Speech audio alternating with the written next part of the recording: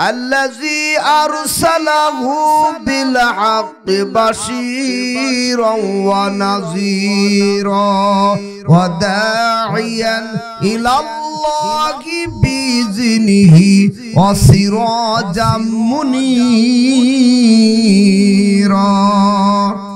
أما بعد فأعوذ بالله من শাইতানির রাজিম। আপনারা যে সমস্ত আল্লাহর বান্দারা আজকের এই তাফসীরুল কোরআন মাহফিলে আসতে পেরেছেন, আল্লাহর দেওয়া জবান খুলে মহব্বতের সহিত সকলে আমার সঙ্গে আল্লাহর কালাম কোরআন তেলাওয়াত করুন। আল্লাহর কালাম কোরআন তেলাওয়াত করলে পাপ হবে না সওয়াব হবে? আরো আস্তে করে বলুন, গুনাহ হবে না নেকি হবে? বড়ই দুঃখ পরিতাপের বিষয়, আগের যুগে মুসলমানদের ঘরে সকাল হলে ঘরের দরজা জানালার ফাঁক দিয়ে মধুর সুরে গুনগুন করে কোরআনুল কারিমের তেলাওয়াতের আওয়াজ ভেসে আসতো। এখন সকাল হলেই মুসলমানদের ঘরে টিভির আওয়াজ, গানের আওয়াজ, মোবাইল ফোন থেকে গানের আওয়াজ ভেসে আসে। সারেগামা, পাদানিসা, খালু মামা, ফুফা দাদা এগুলির আওয়াজ ভেসে আসে। কথা বলেন ঠিক না ঠিক? মুসলমানের আজ কোরআন ছেড়ে দেওয়ার কারণে, মুসলমানের আজ কোরআন ভুলে যাওয়ার কারণে গোটা বিশ্বের মুসলমানেরা নির্যাতিত, নিপীড়িত। গোটা বিশ্বের মুসলমানেরা মার খাইতেছে। মুসলমানদের উপর বর্তমানে স্টিমুলার চালানো হচ্ছে। কথা বলুন ঠিক না ঠিক? এমন একটি কঠিন মুহূর্তের সময় আল্লাহর দেওয়া জবান খুলে মহব্বতের সহিত সকলেই জবান খুলুন, পড়ুন আমার সঙ্গে। আউযু বিল্লাহি মিনাশ শাইতানির রাজিম। বিসমিল্লাহির রহমানির রহিম। ওয়া মান ইউতি'ইল্লাহা ওয়ার রাসূলা ফাউলাইকা মা'আল্লাযীনা আন'আমা আল্লাহু আলাইহিম মিনান নাবিয়্যিন والصديقين والشهداء والصالحين وحسن أولئك رفيقا وعن أنس قال رسول الله صلى الله عليه وسلم لا يؤمن أحدكم حتى أكون أحب إليه من ولده وولده والناس أجمعين متفق عليه قال من أحب سنتي فقد أحبني ومن أحبني كان معي في الجنة بسم الله الرحمن الرحيم إن الله وملائكته يصلون على النبي يا أيها الذين آمنوا صلوا عليه وسلموا تسليما। সকলে আমার সঙ্গে পড়েন। কি পড়বেন? বাংলাদেশে বহু দরুদের সরাসরি আছে কি নাই? ওগুলি না পড়ে সকলে আমার সঙ্গে দরুদ ইব্রাহিম পড়ে নিন। সকলে জবান খুলুন, পড়ুন। আল্লাহুম্মা সাল্লি আলা মুহাম্মাদিন ওয়া আলা আলি মুহাম্মাদ কামা সাল্লাইতা আলা ইব্রাহিম ওয়া আলা আলি ইব্রাহিম ইন্নাকা হামিদুম মাজিদ। اللهم بارك على محمد وعلى آل محمد كما باركت على إبراهيم وعلى آل إبراهيم إنك حميد مجيد। আমাকে দাও সে ঈমান আল্লাহ মেহেরবান, আমাকে দাও সে আবেগ আল্লাহ মেহেরবান, যে ঈমান ফাঁসির মঞ্চে অসংকোচে গাই জীবনের গান। আমাকে দাও সে ঈমান, আমাকে দাও সে আবেগ আল্লাহ মেহেরবান। আল কোরআনের হতে এসে জীবন দিবার স্বপ্ন ছিল দিনকে ভালোবেসে, সেদিনগুলো মুখর ছিল, মধুর ছিল, দীপ্ত ছিল প্রাণ। আমাকে দাও সে ঈমান, আমাকে দাও সে আবেগে, আল্লাহ মেহেরবান। লিল্লাহে তাকবীর। লোক সংখ্যা হিসাবে তাকবীরের ধ্বনি যা দিলেন তাতে আমার মনে হলো আপনাদের এলাকায় 2-4 দিনের ভিতর গরু জবাই হয় নাই। তাকবীরের ভোল্টেজ বাড়াতে হবে। এই মুহূর্তে যারা রাস্তাঘাটে ঘোরাফেরা করছে, এই মুহূর্তে যারা দোকানে আড্ডা মারছে, এই মুহূর্তে যারা বিছানায় শুয়ে পড়েছে, ওদেরকে তাকবীরের ধ্বনির মাধ্যম দিয়ে জানিয়ে দিতে হবে এখানে কোরআন ও হাদিস থেকে কিছু আলোচনা হতে যাচ্ছে। তাকবীরের ভোল্টেজ বাড়াতে হবে। পারবেন ইনশাআল্লাহ? এক সময় আমরা পারি। কোন সময়? আমারও ভাই, তোমারও ভাই, বল্টু ভাই, বল্টু ভাই, এক বল্টু বাপের ভাই, চাচার ভাই, খালুর ভাই, মামুর ভাই, দাদার ভাই, ফুপার ভাই, কাকার ভাই, এক বল্টু সকলের ভাই। কথা বলেন ঠিক না ভাই? ঠিক। বল্টু ভাই তুমি এগিয়ে চলো, আমরা আছি তোমার সাথে। জবাব দিবেন বল্টু ভাইয়ের কোনো ক্ষমতা আছে? 2041 সাল পর্যন্ত ক্ষমতায় থাকবে, ঠিক না ভাই? ঠিক। দুপুরে রান্না বান্না করেছিল, ভালো রান্না, উন্নত খাবার। সে খাবার তাকদিরে জুটে নেই, তার আগে দিল্লিতে পালাতে হলো। কথা বলেন ঠিক না ভাই? ঠিক। দিল্লি যাওয়ার পরে আবার ওখান থেকে গুটি চালতাছে যে বাংলাদেশের হিন্দুদেরকে মেরে ফেল, তোমরা বসতে কি করো? তুমি যেখানেই থাকো না কেন, ইঁদুরের গর্তের ভিতর বানানো বাংলার 95% মুসলমান তোমাকে ছাড় দিবে না। আজ হোক, কাল হোক, 2 দিন পর হোক, আসামির কাঠগড়ায় অবশ্যই দাঁড়াতে হবে। কথা বলেন ঠিক না ভাই? ঠিক।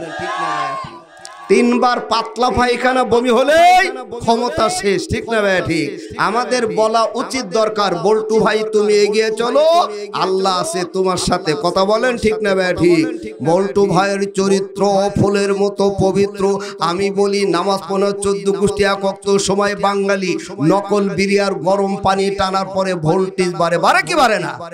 ওই ভোল্টেজটা আমার সঙ্গে বাড়ায় দিবেন। যারা বিছানায় শুয়ে পড়েছে ওরা যেন বুঝতে পারে এখানে কিছু হতে যাচ্ছে। রাজি আছেন তো? নাহি মরাজিব ভোগ বিলাসের, শাহাদত ছিল কাম্য মোদের। ভিখারির সাজে খলিফা যাদের, শাসন করিল আধা জাহান। তারা আজ কবরে ঘুমায় বেহুশ, বাহিরে বহিছে ঝড় তুফান। ঘুমায় কাজা করেছ ফজর, তখনও জাগনি যখনও জহর। হেলায় খেলাই কেটেছো আসর, মাগরিবির আজ শুনো আজান। এখনো যে জামাতে শামিল হও রে এসাতে, এখনো যে জামাতে আছে স্থান। লিল্লাহে তাকবীর, লিল্লাহে তাকবীর। কোরআন হাদিসের আলো, সংসদে চালো। কোরআন হাদিস যেখানে, গান বাজনা যেখানে, কিরণ মেলা যেখানে, স্টার জলসা যেখানে, আমার নেতা তোমার নেতা। পুরুষ যা হয়েছেন, মহিলারা কিন্তু আপনাদের সাথে দ্বিগুণ। শুধু এখানেই নয়, বাংলাদেশে যেখানেই যায় মহিলা দ্বিগুণ হয়, ঠিক না ভাই? ঠিক। কিন্তু মহিলাদের একটা বদ অভ্যাস, এক জায়গায় কয়জন বসলেই কলকাতা শহর হয়। কলকাতা শহর বুঝেন? আমরা ঢাকার ভাষায় বলি জামাই, আপনারা উত্তরবঙ্গে বলেন স্বামী। একজন আর একজনকে জিজ্ঞাসা করে, আপামনি আপনার স্বামীটা কেমন? আমার স্বামীটা ভালো না। বিকেল বেলা হলে চেহারাটা সেজে গুজে পার্কে ঘুরতে নেওয়া যায় না, এই চেহারাটা বন্ধু বান্ধবকে দেখাতে নেওয়া যায় না। নামাজ পড়ো, পর্দা করো, স্বামীর খেদমত করো। আর একজন কয়, আপামনি আমার কপালটা খুবই ভালো, বিকাল হলি চেহারাটা সেজে গুজে ঠুটগুলিতে লাল করে বন্ধু বান্ধবের বাসায় ঘুরতে নিয়ে যায়, পার্কে নিয়ে যায়, সিনেমার হলে নিয়ে যায়। মহিলারা এক জায়গা বসলে কিসের ওয়াজ শোনা, দুনিয়ার গল্প শুরু করে দেয়। কথা বলেন ঠিক না বেটি? ওরা এক জায়গা বসলে খালি স্বামীর বদনাম করে। মা বোনেরা যারা এসেছেন অল্প সময়ের জন্য গল্প বন্ধ করুন, আপনারও একটু মনোযোগ দিন। কেউ বা পরে কলেজেতে, কেউ বা পিটিয়ায় হি করে হাসে, তাদের লজ্জা শরম নাই।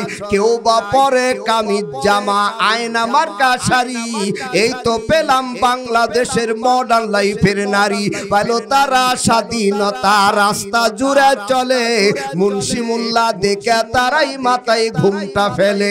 মুন্সি দেখে টিটকারি দেয়, মুল্লা দেখে হাসে, তাই দেখিয়া কতক মুল্লা খুলুর খুলুর কাশে, খুলুর খুলুর কাশে না রে টেবরা চোখে চায়। মুল্লা বেটার গলার মধ্যে ব্যাং আটকিছে হাই, দায়ুস হয়ে মরলে মাগো কোনো গতি নাই। হাদিস গেল রসাতলে, কোরআন ডুবলো হাই। ঠিক না বে ঠিক? ভাষা বুঝতেছেন? কিছু সময় দেওয়া যাবে ইনশাল্লাহ। বাংলাদেশের মা বোনেরা জ্ঞান করো মা জ্ঞান, বর্তমান বাজারে তোদের দাম কমিলো কেন? দাম যদি বাড়াতে চাও মা শিখো কোরআন হাদিসের লেখা পড়া, তা না হলে হবি তোরা শ্মশান ঘাটের মরা। বাংলাদেশের মা বোনেরা পর্দা করে না, এই কারণে যৌতুক ছাড়া বিবাহ হয় না। ঠিক না বে ঠিক? নাহমাদুহু ওয়া নুসাল্লি আলা রাসূলিহিল কারীম, আম্মা বাদ। শালমারা রেল স্টেশন সংলগ্ন জামে মসজিদের উন্নয়ন কল্পে আয়োজিত আজকের এই তাফসিরুল কোরআন মাহফিলের সম্মানিত মুহতারাম সুযোগ্য সভাপতি সাহেব মঞ্চে উপস্থিত রয়েছেন। আজকের এই মাহফিলের সম্মানিত প্রধান অতিথি, বিশেষ অতিথিবৃন্দ মঞ্চে উপস্থিত রয়েছেন। এতক্ষণ যাবৎ যার মুখ থেকে আলোচনা শুনে আপনারা মুগ্ধ হয়েছিলেন, দূর দূরান্ত থেকে আগত সমাগত ইসলাম দরদি ভাইয়ের আমার, হিজাবের ভিতর অবস্থান করছেন মা বোনের আমার, আলহামদুলিল্লাহি রাব্বিল আলামিন। যাবতীয় তারিফ, যত প্রশংসা, আরাধনা, প্রার্থনা একমাত্র সেই বিশ্ব নিয়ন্তা মহান রব্বুল আলামিনের জন্য। যেই মহান রব্বুল আলামিন আপনাদের এতগুলো মানুষকে এই বেহেশতের বাগানে হাজির করে কোরআন ও হাদিসের আলোচনা শুনবার মতো যিনি আপনাদেরকে সুযোগ করে দিলেন, আর আমার মতো জ্ঞানহীন, বিদ্যাহীন, বুদ্ধিহীন স্বাস্থ্যের মানুষকে অনেক পথ অতিক্রম করে এনে আপনাদের খেদমতে হাজির করে কোরআন ও হাদিস থেকে সংক্ষিপ্ত আকারে কিছু আলোচনা রাখবার মতো, শোনাবার মতো যিনি আমাকে সুযোগ করে দিলেন, সেই বিশ্ব নিয়ন্তা মহান রব্বুল আলামিনের দরবারে আমরা সকলেই শুকরিয়া তান আদায় করি, পড়ে নেই আলহামদুলিল্লাহ। সকল ক্ষেত্রে প্রশংসা করতে হবে কার? এদিকে কথা বলেন আমার সঙ্গে। সকল ক্ষেত্রে প্রশংসা করব কার? সকালবেলা প্রশংসা কার? বিকালবেলা দেশে থাকলে, বিদেশে গেলে, ঘুষ দেওয়ার সময়, এই 95% মুসলমানের দেশে অফিস আদালতে, কোর্টে কাছারিতে, টেবিলেতে ঘুষের আদান প্রদান আছে কি নাই? আছে কি নাই? এই 95% মুসলমানের দেশে আমরা ঘুষ মুক্ত দেখতে চাই। কথা বলেন ঠিক না ভাই ঠিক? একটি সুন্দরী মেয়ে রাত্রির অন্ধকারে রাস্তা দিয়ে হেঁটে যাবে, সে যেন ধর্ষিতা না হয়, এরকম একটা বাংলাদেশ আমরা দেখতে চাই। কথা বলেন ঠিক না ভাই ঠিক? এরকম বাংলাদেশ দেখতে চাইলে একটা কিতাবের উপর আমল করতে হবে, যার নাম কোরআনুল কারীম। কথা বলেন ঠিক না ভাই ঠিক? অতঃপর লাখো কোটি দরুদ বর্ষিত হোক বিশ্ব মানবতার মহান শিক্ষক, বিশ্ব মানবতার শান্তির মহান দূত, নবী কুলের সম্রাট, নবী কুলের শিরোমণি, নবী কুলের শিরোভূষণ, যিনি গোটা বিশ্বের নির্যাতিত নিপীড়িত মানুষের একমাত্র বিশ্বস্ত বন্ধু, যিনি নবী মুহাম্মাদুর রাসূলুল্লাহ। আমরা সকলে বলি সাল্লাল্লাহু আলাইহি ওয়াসাল্লাম। সম্মানিত উপস্থিতি, আপনারা আজকে এই মাহফিলে আসতে পেরে খুশি না বেজার? কম খুশি না বেশি খুশি? আলোচনা নরম হবে না গরম হবে? এই মুহূর্তে বাংলার যেখানেই যাই হুজুর আলোচনা গরম করবেন, কেউ আর বলে না নরম করবেন। কথা বলেন ঠিক না ভাই? ঠিক। আমি আজকে আপনাদের বাড়ির একজন দাওয়াতি মেহমান, আমরা ঢাকার ভাষায় মেহমান বলি, আপনারা কি বলেন? মেহমানকে বাড়িতে দাওয়াত করে নিয়ে আসার পর মেহমানের সামনে যদি প্লেট ভর্তি করে খানা খেতে দেয়, মেহমান কি যদি একা ঘরে ফেলে রেখে পালিয়ে চলে যান, মেহমানের সঙ্গে ব্যবহারটা ভালো হবে না খারাপ হবে? আমি মাত্র 1.5 ঘন্টা সময় আলোচনা করব, শুনবেন না চলে যাবেন? যদি চলে যান ব্যবহারটা কি হবে? আপনারাই বলছেন, কিন্তু আমি বলি নাই।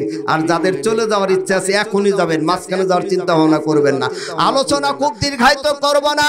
আলোচনা দীর্ঘায়িত করতে গেলে আমার ঢাকাতে অনেক আবু জেহেল মার্কা লোক আছে। ওই আবু জেহেলেরা বলে থাকে কাঠমুল্লার দল মাইক একবার পেলে আর ছাড়তে চায় না। আলোচনা যদি একটু কম হয় কয় ভিতরে মাল মিটার তেমন একটা কিছুই নেই। রাস্তায় যদি লম্বা জুব্বা পরে মাথায় টুপি দিয়ে জুড়ে হাঁটে কয় কোন বাড়ির জানি কাঠমুল্লার দল দাঁত পেছে জুড়ে হাঁটতেছে। আবার যদি আস্তে হাঁটে কয় কোন বাড়ির জানি দাঁত খেয়ে পেটটা ভারী করেছে হাঁটতে পারতেছে না। কাঠমুল্লার দল যেভাবে হাঁটে সেভাবেই দুষ। কথা বলেন ঠিক না ভাই? ঠিক। মাত্র 1.5 ঘন্টা সময় দেওয়া যাবে ইনশাআল্লাহ। চোখের পালকে সময় পার হয়ে যাবে, কেউ টের পাবেন না ইনশাআল্লাহ।